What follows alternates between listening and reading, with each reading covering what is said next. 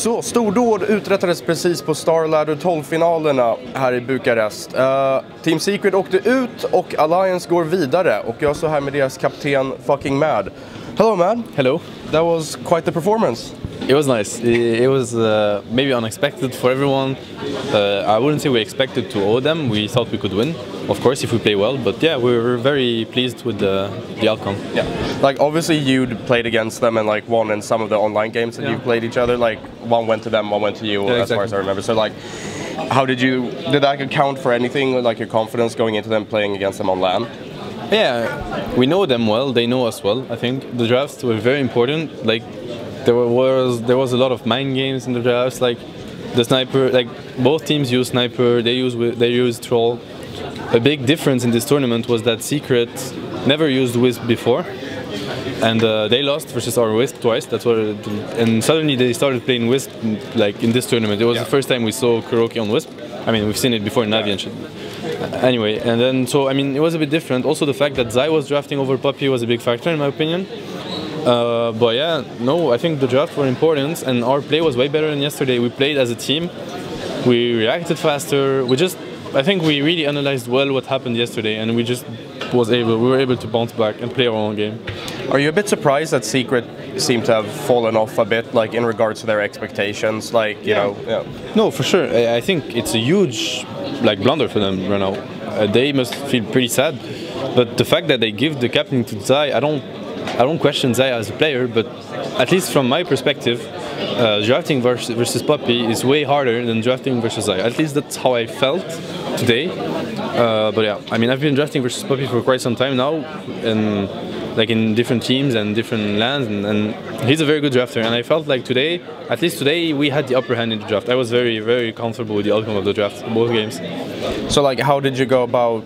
Like, what was it that you were able to pinpoint in Zai's draft and that you could just exploit? The first game, it was very obvious what they were going for. Like, they give us the sniper, which is, sure, you can decide to give us a sniper. IG yesterday was like, you won't get it. They gave us to us, and then they go this troll Night Stalker, which means the whole game plan is gonna be we're gonna hunt the sniper and like run after him. And we have this draft, which were like they had, sure, you want to get the sniper, you're gonna run into a Viper, Dazzle, Venge, like. And then they just couldn't. You saw them. Like they were like you know, gravitating around the sniper, being like, we want to get him, but we can't. And then we just, you know, B formation and go in and end the game. So it was very predictable, I'd say, and a bit greedy with the lanes. You run two supports that are Zeus Night Stalker. It's very greedy. Yeah. And good teams should punish you, and we did it. And if we wouldn't, then it would be our bad, right? And the second game, they switched it around a bit. I think the second game, their draft was better the second game. They went back on something they know, SF, it's very classic for them. I think the second game was more, the first game is an outpick in my opinion, and the second game was us, I think, outplaying them a bit in the early mid game. Yeah. I mean, obviously then in the second game, I mean, there were some quite interesting picks for you then, the support Night Stalker, which is just not something we're used to seeing, and also the position 1 Centaur as well. That was like, it was very out there kind of stuff. So like, can you tell me the rationale behind, was like the Night Stalker a counter pick, given the fact that you had the sniper, and like what was or was it like in conjunction with the Centaur? In conjunction with the sniper, in the sense, Night Stalker is a hero that creates a lot of pressure. Night Stalker sniper is very scary because, you know, the chasing potential, shrapnel, Night Stalker, he's a frontliner. It's like, you can't really ignore the Night Stalker, so you need to focus him, and then Sniper is killing you. Or if you go for the Sniper, Night Stalker kills you. I mean, very good combo early on. Yeah. Very good in the mid-game, late-game because of the vision. You don't see the Sniper, you can get to him. And it's just a very good hero overall. Like, versus good teams, Night Stalker is really good because the division decides everything at this level, in my opinion. Yeah. I agree with the Cloud9, how they play. I have the same feeling, like, those scouting heroes are the best at this level. So that's why we got the Night Stalker. As for the Centaur, it's just a hero we've been practicing and not showing so much.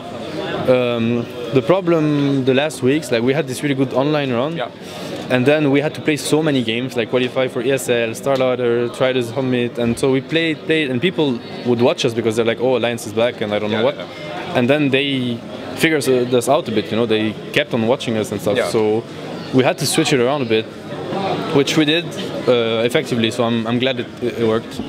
I mean, in game 2, it looked a bit hard for you guys in the beginning, at least. And I mean, like, of course, you can't like debase your entire, performance of that game. But it's obvious that the big talk about this patch has been the rubber band effect. Yeah. And I mean, when you got some pickups on the Artesia, I think you managed to like have these tremendous gold swings. And like, do you feel like that is something that you want removed for the next patch, which is coming soon? Yeah, definitely. I think this game, it was a bit of our positioning and our decision making early on was really nice. Even though we concede some kills, I think it's more about misplays, us being a bit out of position or overextending. So that's just our individual mistakes.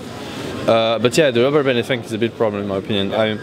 It punishes good teams, honestly. It's like sometimes you see those fights. Yesterday I was watching a game and like it was Cloud9 versus Tinker, I think, and Cloud9 lose like 4 heroes. I mean, no, sorry. Cloud9 lose 1 hero and Tinker gets like, I don't know, 8k or I don't remember, and then something else happens. Cloud9 team wipe Tinker, and I don't even get half of what Tinker got for 1 kill. Like, I don't think it makes any sense, to be honest. I think it's better for the spectators because then the game aren't that one-sided, etc. I get it.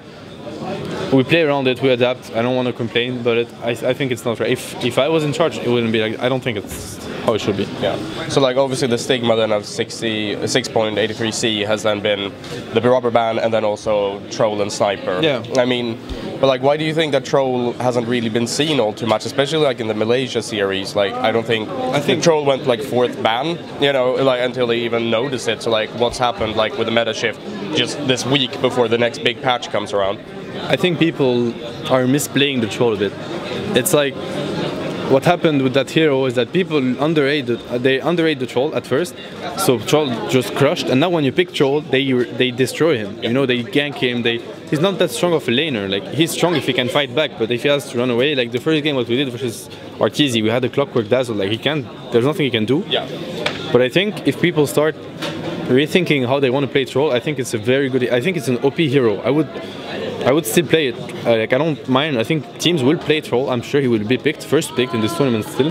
But people need to review how they want to play around the troll. That's how I think. As for sniper, I don't think he's OP. I don't agree. I think shrapnel is maybe too overpowered. They need to nerf the shrapnel, that's for sure.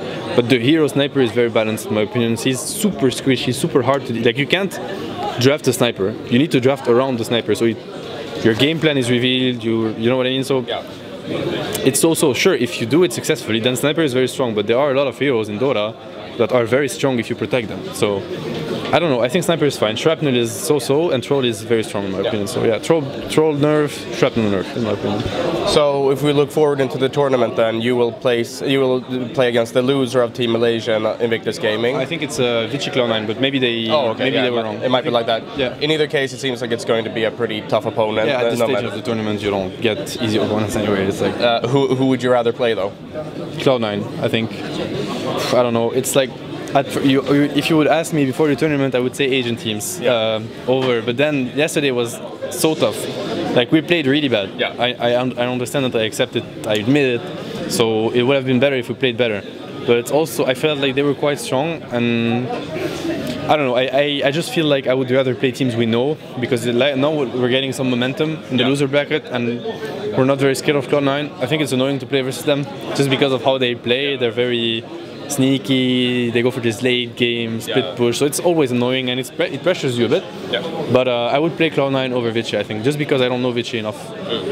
So, I mean, then, let's say hypothetically you don't advance past next round, would you still be happy with this performance? It depends what happens next round. If we play well, as we should, I mean, it's our first LAN as a team, we have a lot coming up. So if we play well and they beat us, they're better. I'm happy. I'm not happy with losing, but I'm fine with it. I won't. But if we play like we played yesterday, I'm gonna be very sad. And if we play like we played yesterday and we win, I'm gonna be sad as well. Like honestly, I just want us to play our game as a team and just improve. Like what happened between yesterday and tomorrow satisfies me a lot. And today, sorry, not tomorrow. It satisfies me a lot because we learn from what happened and we capitalize on it, and that's very important for me as if I want to have the bigger picture in mind and where we're heading as a team. So all right, I don't have much more to add to that except for congratulations. Any final words?